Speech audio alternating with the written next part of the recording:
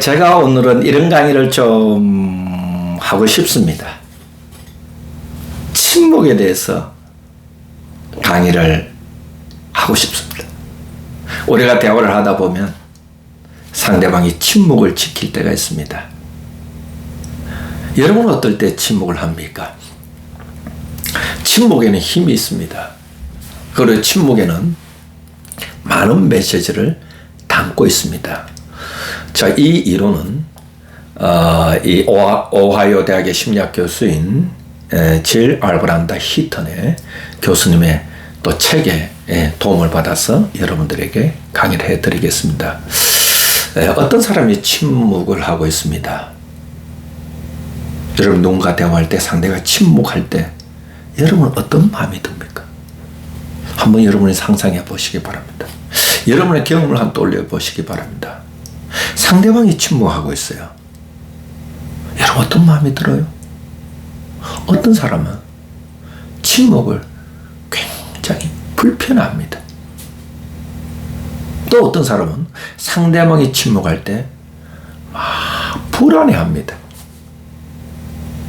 그래서 그 사람이 침묵을 깨기 위해서 여러 가지 개념을 개업하기도 하고 개입하기도 하고 접근하기도 하고 말을 하기도 합니다. 저도 그렇지만 우리 아는 사람을 만나서 서로 대화를 하다 보면 얼마나 시끄러운지 모릅니다. 핑퐁 핑퐁 핑퐁 핑퐁 핑퐁 핑퐁 핑퐁 핑퐁 이렇게 대고 얼마나 왔다 갔다 하는지 모릅니다.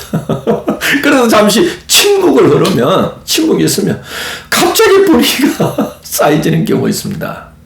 우리가 기억해야 됩니다. 침묵도 언어이다. 침묵도 커뮤니케이션이다. 침묵도 자기의 마음을 전달하고 있다. 상대방이 침묵하고 있을 때 나는 어떻게 하고 있는가? 먼저 명심합시다. 침묵도 언어이다. 침묵도 대화이다. 침묵을 통하여 상대방은 자기의 마음을 나에게 전달하고 있다. 저도 그렇습니다. 제가 개인 상담도 하고 집단 상담도 하고 있습니다. 제가 상담을 하다 보면 어떤 내담자와 우리가 상담을 받으러 온 사람을 카운셀리, 우리나라 말로 내담자라고 표현합니다. 올레자, 찾아올 레자, 담자, 말씀담이라 이야기담입니다. 상담자를 찾아와서 자기를 이야기하는 사람을 내담자라고 말합니다. 상담을 하다 보면 어떤 내담자는 이야기 중에 침묵을 합니다. 이럴 때 가만히 기다려줘야 됩니다. 자, 그런데 모든 경우에 가만히 기다려줄까? 아니란 것이죠. 그 사람의 지금까지 이야기해온 내용과 그 사람의 비언어적 커뮤니케이션을 관찰하면서 지금 이 시간에 그 사람이 언어적으로 표현한 것과 비언어적으로 표현한 것의 그 전체 이야기 맥락 가운데서 보면서 침묵의 의미를 파악할 때 내가 기다려줄 수도 있고 아니면 개입할 수도 있다는 것입니다. 여러분 어때요? 누군가 보편적으로 일반적으로 대화할 때 상대방이 침묵하고 있습니다. 불편합니까? 침묵으로 인해 불안합니까? 그래서 내가 견디지 못해서 적극적으로 개입하고 있습니까? 자, 우리가 침묵의 의미가 무엇인지 한번 들어가 보겠습니다.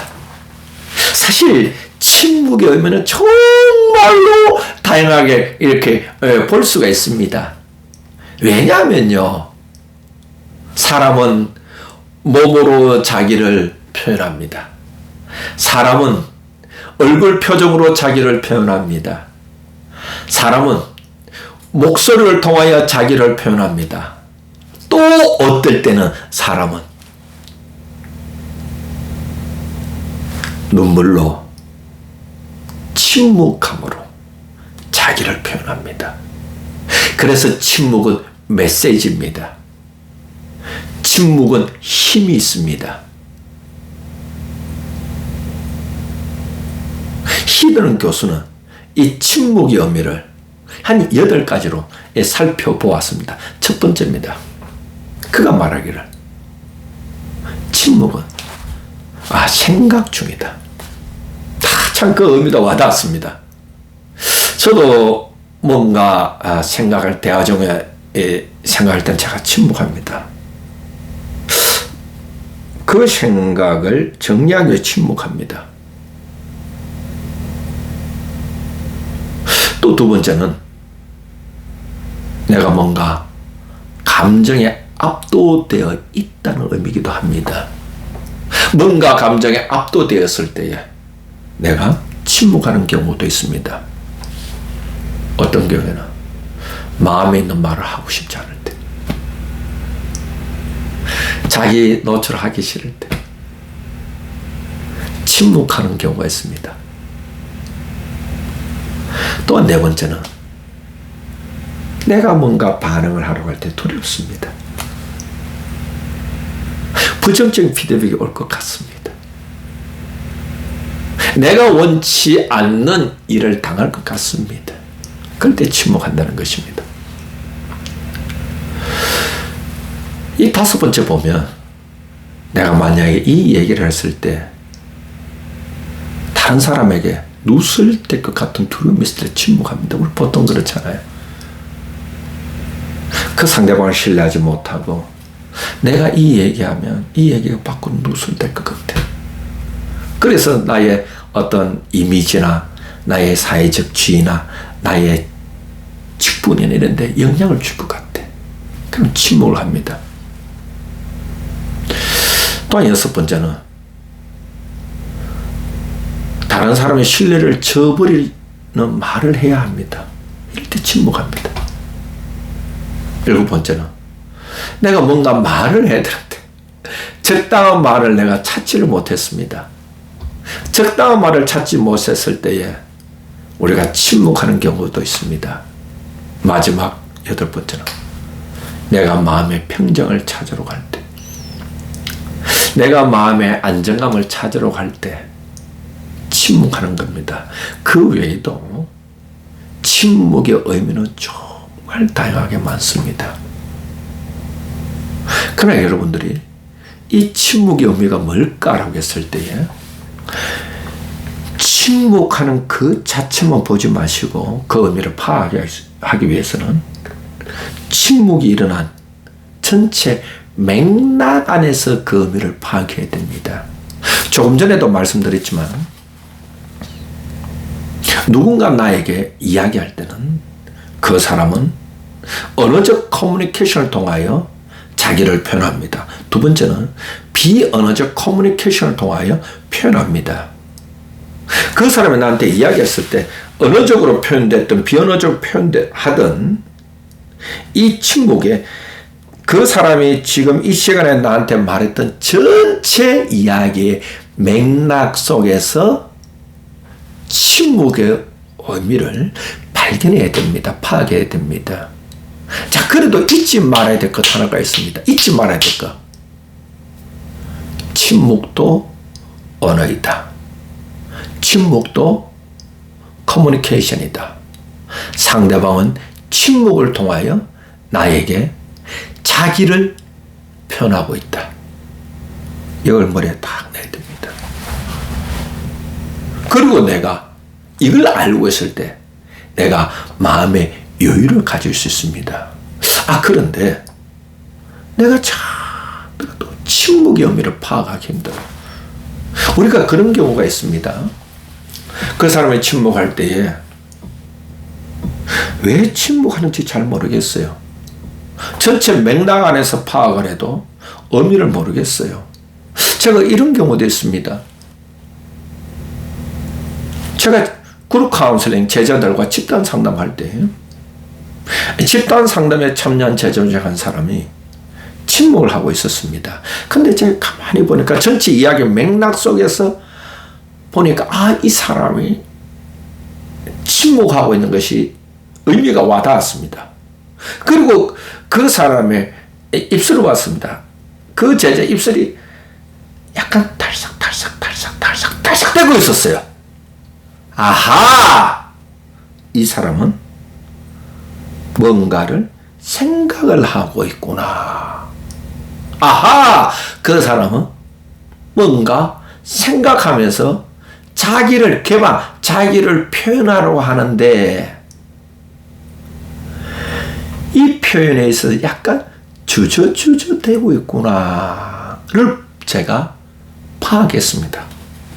그래서 제가 가만히 기다려 주었습니다. 왜요? 의미를 짐작할 수 있었기 때문에 기다려 주셨습니다. 자, 그러나 우리가 어떤 경우에는 말하는 중에 그 사람이 침묵의 의미를 이해하기 어려울 때가 있습니다. 도저히 이해하기 어려울 때가 있습니다.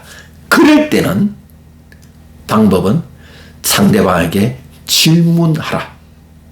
상대방에게 물어보아라. 그래서 상대방이 자기 침묵의 의미를 나에게 언어로 표현할 수 있도록 도와줘라. 방법이 개방형 질문입니다. 개방형 질문은 세 가지로 이루어져 있습니다. 무엇 또는 어떻게 그리고 뭐뭐겠습니까? 즉 이렇게 하는 것이죠. 당신이 침묵하고 있는 것은 뭔가 생각하고 있는 것 같은데 제가 이해한 것이 맞습니까? 라고 하든지 아니면 당신이 침묵하고 있는 의미를 저에게 이야기해 줄 수 있습니까? 라고 상대방이 자기의 침묵의 의미를 나에게 설명할 수 있도록 질문해주고 기회를 주면 되는 것입니다. 오늘 저는 여러분들에게 침묵의 의미에 대해서 강의해 드렸습니다. 침묵도 많은 메시지를 전하고 있습니다. 여러분들이 이 강의에 대해서 좀 더 도움을 받기를 원하면 여러분들에게 지금 보이시는 마음을 움직이는 커뮤니케이션 이 책을 한번 참고해 보시기 바랍니다. 오늘도 여러분들이 이 박민수 교수 상담 TV를 통하여 유튜브를 시청해 주고 경청해 주셔서 고맙습니다. 여러분의 삶에 행복이 가득하기를 기원합니다. 고맙습니다.